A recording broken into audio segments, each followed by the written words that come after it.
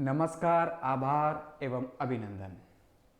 Dear viewer, जैसे कि इससे पहले वाली क्लास में हमने स्टार्ट किया था मॉडल्स को, और मॉडल्स में हमने कैन और कुड इन दोनों का अध्ययन किया था।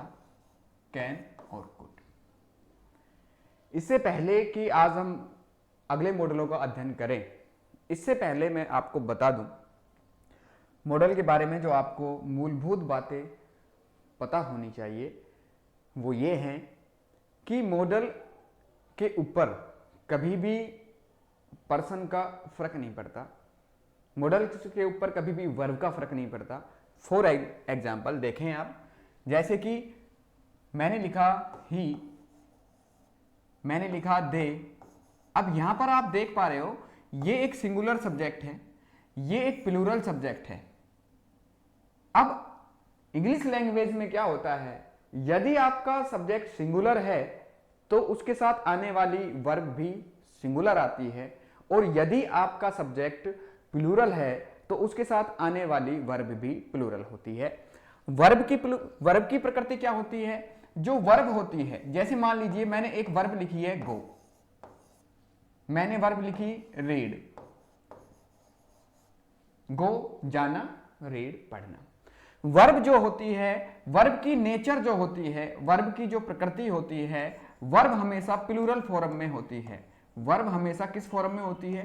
प्लूरल फॉर्म में होती है। अब यदि वर्ब के लास्ट में, वर्ब के एंड में मैं एस या ईएस जोड़ता हूं तो वो वर्ब सिंगुलर बन जाती है। जैसे गो, गो के पीछे मैंने ईएस जोड़ा, गोज हो गया, अब ये सिंगुलर वर्ब हो गई। रीड है, रीड के पीछे मैंने एस जोड़ा, ठीक है, वो सिंगुलर वर्ब हो गई। तो इससे एक बात निकल के आती है कि हमारी जितनी भी वर्ब्स होती हैं वो सारी की सारी वर्ब प्लूरल फॉर्म में होती है, और उनके पीछे एस या ईएस लगाने से वर्ब कैसी हो जाती है? सिंगुलर हो जाती है। अब थोड़ा सा हम नाउन के बारे में, थोड़ा सा हम नाउन या सब्जेक्ट के बारे में जान लेते हैं। जैसे मैंने लिखा यहां पर बॉय, मैंने यहां पर लिखा चेयर। अब जितने भी सब्जेक्ट होते हैं उनकी प्रकृति कैसी होती है? सब्जेक्ट सारे के सारे सिंगुलर फॉर्म में होते हैं। एस या ईएस लगा देंगे तो वो प्लूरल फॉर्म में हो जाएंगे। बॉय के पीछे एस लगा दिया, बॉयज प्लूरल फॉर्म में आ गया। चेयर के पीछे मैंने एस लगा दिया, प्लूरल फॉर्म में आ गया। अपोजिट रिलेशंस हो गया। वर्ब जो होती है स्टार्टिंग में प्लूरल फॉर्म में होती है, एस या ईएस लगाने से सिंगुलर बन जाती है। इसी प्रकार हमारे जो सब्जेक्ट्स होते हैं, हमारी जो नाउन्स होती हैं वो सिंगुलर फॉर्म में होती हैं, उनके पीछे एस या ईएस लगाने से क्या हो जाती हैं? वो प्लूरल हो जाती हैं। जैसे कि हम समझें कि हमारी वर्ब जो होती है वो प्लूरल होती है, अगर उसमें एस या ईएस लगाओगे तो वो सिंगुलर हो जाएंगी, और हमारे जो सब्जेक्ट्स होते हैं वो सिंगुलर फॉर्म में होते हैं, एस या ईएस लगाओगे तो वो प्लूरल हो जाएंगे। लेकिन इंग्लिश का नियम क्या है? इंग्लिश ग्रामर का नियम क्या है? यदि आपका सब्जेक्ट सिंगुलर है तो उसके साथ आने वाली वर्ब, तो उसके साथ आने वाली वर्ब भी कैसी आएगी? सिंगुलर में आएगी। और यदि आपका सब्जेक्ट प्लूरल में है तो उसके साथ आने वाली वर्ब भी किस में आएगी? प्लूरल में आएगी। इसीलिए जैसे मैंने लिखा ही वह रीड पढ़ता है, ही रीड आ बुक, वह एक किताब पढ़ता है, मैंने ये लिखा। अब ये वाक्य गलत है क्योंकि यहां पर देखो ये सिंगुलर है और ये वर्ब जो है वो प्लूरल फॉर्म में होती है, एस लगाऊंगा तो सिंगुलर हो जाती है, ही रीड्स अ बुक। अब ये वाक्य सही है। अगर वाक्य ये इस प्रकार का होता, they READS, they reads a book, वे एक किताब पढ़ते हैं, अब ये वाक्य गलत है क्योंकि यहां पर आपका सब्जेक्ट प्लूरल है, आपका सब्जेक्ट प्लूरल है, एस लगाने से वर्ब कैसी होगी? सिंगुलर। तो सही वाक्य क्या होगा? दे रीड, एस यहां पर हट जाएगा, they read a book. Singular subject singular verb, plural subject plural verb. लेकिन जब आप मॉडल ऑक्सिलरीज वर्ब पढ़ रहे हो, जब आप मॉडल ऑक्सिलरीज वर्ब पढ़ रहे हो तो मॉडल ऑक्सिलरीज वर्ब के ऊपर इनका कोई फर्क नहीं पड़ता। अगर आपका सब्जेक्ट कैसा हो, सिंगुलर हो प्लूरल हो, वर्ब कैसी हो, सिंगुलर हो प्लूरल हो, कोई फर्क नहीं पड़ता।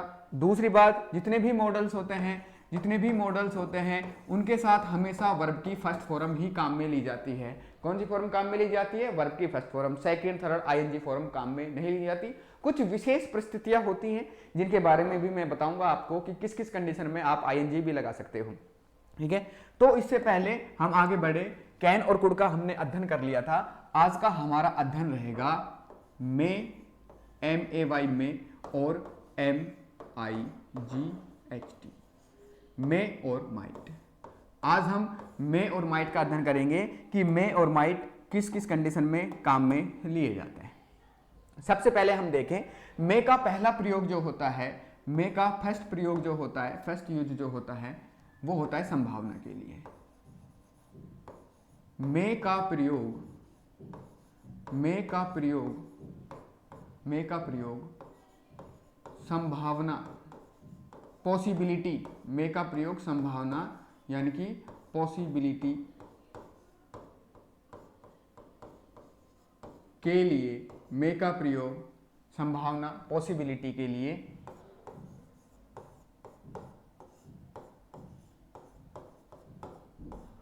किया जाता है। जहां भी आपको संभावना का भाव व्यक्त करना हो, पॉसिबिलिटी, सर्टेनिटी नहीं है, निश्चितता नहीं है, संभावना का भाव व्यक्त करना हो तो कौन सा मॉडल काम में लिया जाएगा? मे। जैसे कि it may rain tonight, it may rain tonight, आज रात बारिश हो सकती है। आसमान में बादल हो रहे हैं, बारिश हो सकती है, लेकिन संभावना है नहीं भी हो सकती है। लेकिन मे का प्रयोग उस संभावना के लिए किया जाता है जिसमें चांस बन रहा हो, जिसमें चांस बन रहा हो कि ये काम हो जाएगा। इस संभावना के लिए किसका प्रयोग किया जाता है? मे का काम।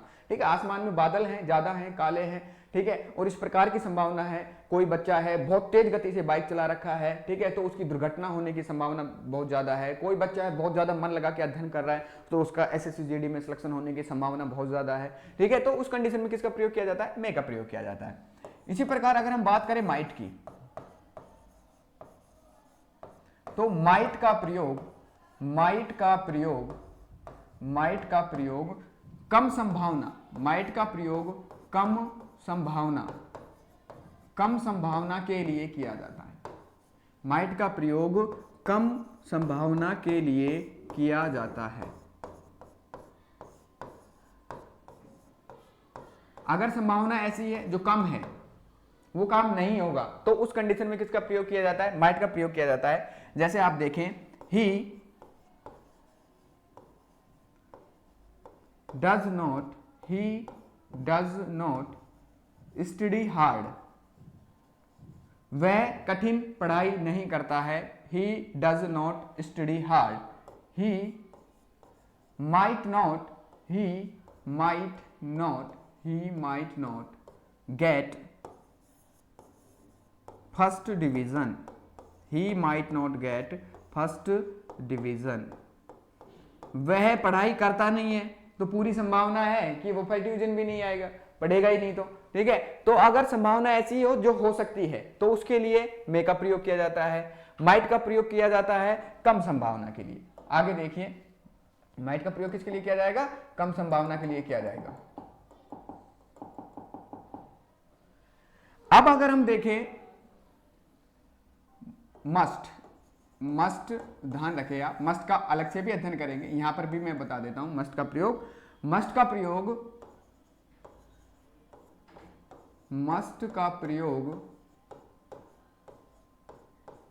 अधिक संभावना के लिए किया जाता है। मस्ट का प्रयोग किसके लिए किया जाता है बेटे? अधिक संभावना। मस्ट का प्रयोग अधिक संभावना के लिए किया जाता है। मस्ट का प्रयोग अधिक संभावना के लिए किया जाता है। अभी मैंने बताया मे का प्रयोग भी संभावना के लिए किया जाता है, माइट का प्रयोग भी संभावना के लिए किया जाता है, मस्ट का प्रयोग भी संभावना के लिए किया जाता है। आप इनको इस प्रकार से ध्यान रखोगे, मस्ट का प्रयोग किया जाता है जब काम होने की संभावना 90 से 100% तक हो संभावना। ठीक है, मे का प्रयोग किया जाता है जब आपकी संभावना 70 से 80% हो। माइट का प्रयोग किया जाएगा, आप इस कंडीशन में माइट का प्रयोग करें जब संभावना 30 से 40% तक हो। उस कंडीशन में जब पूरी संभावना लगे, पूरी संभावना हो काम होने की, तो मस्ट या मे, इन दोनों में से आप इजी गोइंग कोई सा भी इस्तेमाल कर सकते हो। ठीक है, तो मस्ट का प्रयोग अधिक संभावना के लिए किया जाता है। जैसे कि फॉर एन एग्जांपल आप इस प्रकार से समझे इसको, ही वह स्टे, ही स्टेज, ठीक है, क्योंकि सिंगुलर सब्जेक्ट है तो वर्ब को कैसे कर दिया मैंने, सिंगुलर कर दिया। ही स्टेज, वह रुकता है, इन में, ही स्टेज इन में 5 स्टार होटल, ही स्टेज इन 5 स्टार होटल्स, वह 5 स्टार होटल्स में रुकता है, एंड और ट्रेवल बाय फ्लाइट, और फ्लाइट से यात्रा करता है। He stays in 5-star hotels and travel by flight. He, वह, must be, be का मतलब होना, be का मतलब होना, he must be rich man, वह 5-स्टार होटलों में रुकता है, फ्लाइट से सफर करता है, यात्रा करता है, तो पूरी संभावना है कि वह कैसा व्यक्ति होगा, एक अमीर व्यक्ति होगा। इसके बाद देखें चौथा, मे का प्रयोग, मे का प्रयोग, ठीक है, आप देखें मे का प्रयोग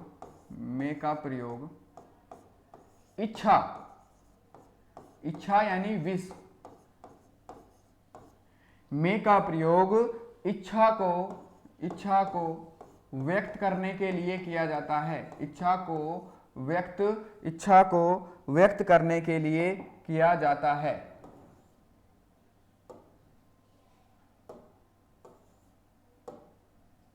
आप ध्यान रखें, मे का प्रयोग जो किया जाता है वो किसके लिए किया जाता है बेटे, इच्छा को व्यक्त करने के लिए किया जाता है।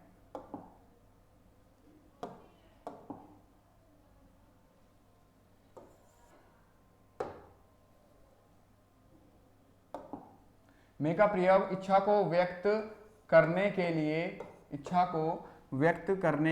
किया जाता है।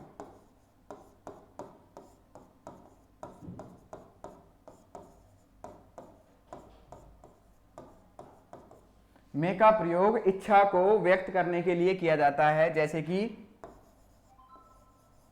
मे यू लिव लॉन्ग, तुम लंबी उम्र जियो, ठीक है, तुम बहुत लंबी उम्र जियो, तो इच्छा को व्यक्त करने के लिए किसका प्रयोग किया जाता है, मे का प्रयोग किया जाता है। इसके बाद देखिए आगे, मे का प्रयोग दो प्रकार के क्लोजेज होते हैं। आप पहले क्लोजेज को समझिए, CLAUSE, क्लोजेज, क्लोज का मतलब होता है उपवाक्य।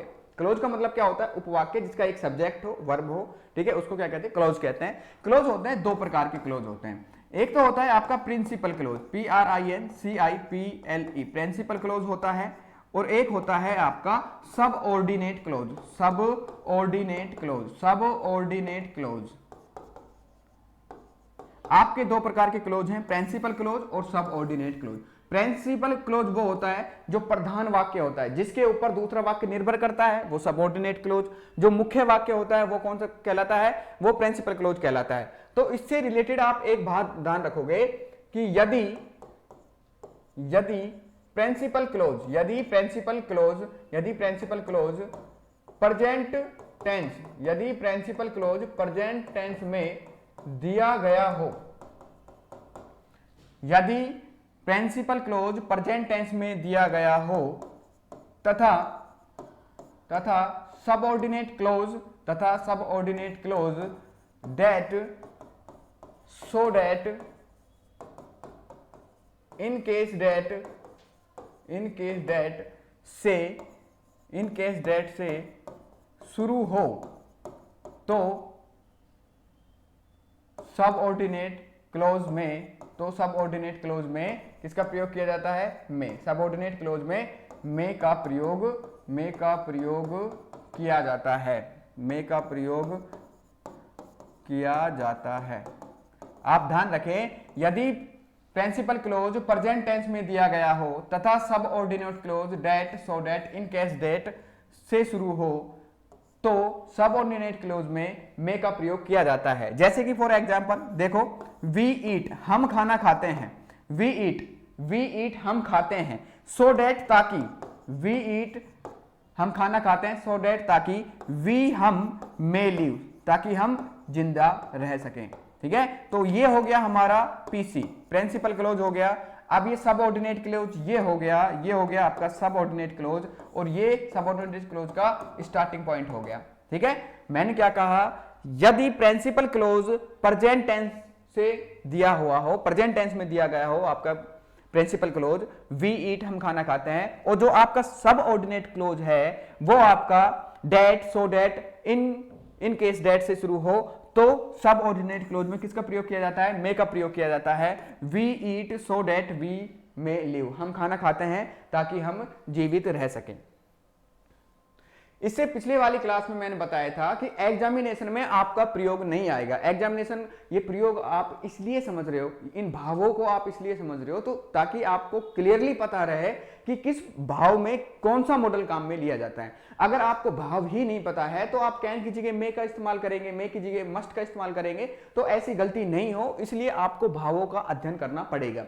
लेकिन जब हम एरर डिटेक्शन की बात करते हैं, एरर ढूंढने की बात करते हैं, एक बात और मैं क्लियर कर दूं, वैसे ये जो मैं पढ़ा रहा हूं वो एसएससी वाले बच्चों के लिए पढ़ा रहा हूं, लेकिन बैंक से रिलेटेड जितने भी एग्जाम हैं उसमें भी, यानी प्रत्येक कंपटीशन में जहां भी इंग्लिश आती है वहां पर ये चीजें आपको हर एक एग्जाम में देखने के लिए मिलेगी। तो हर एक एग्जाम ओरिएंटेड विद्यार्थी के लिए ये एक बहुत ही यूजफुल मैटर होने वाला है।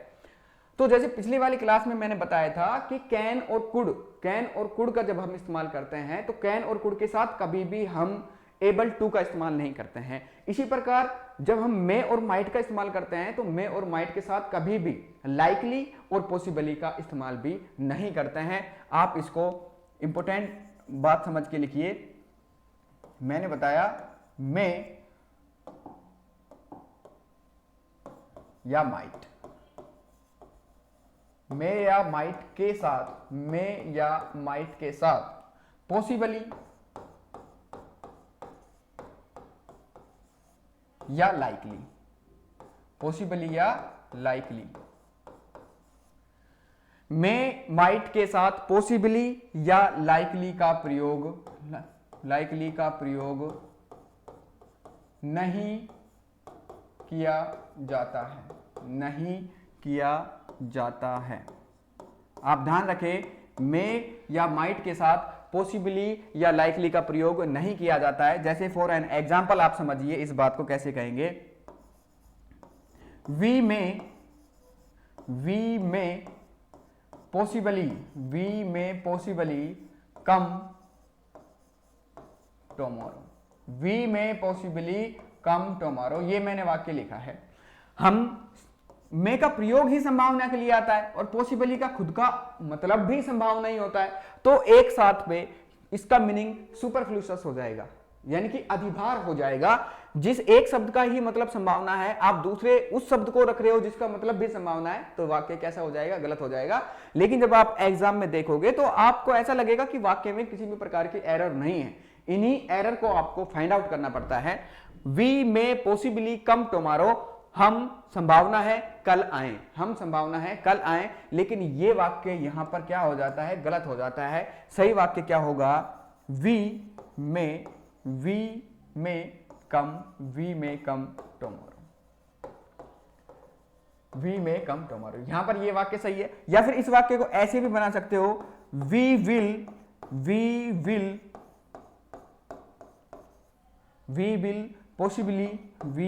Possibly come tomorrow. अब यहां पर यह वाक्य सही है।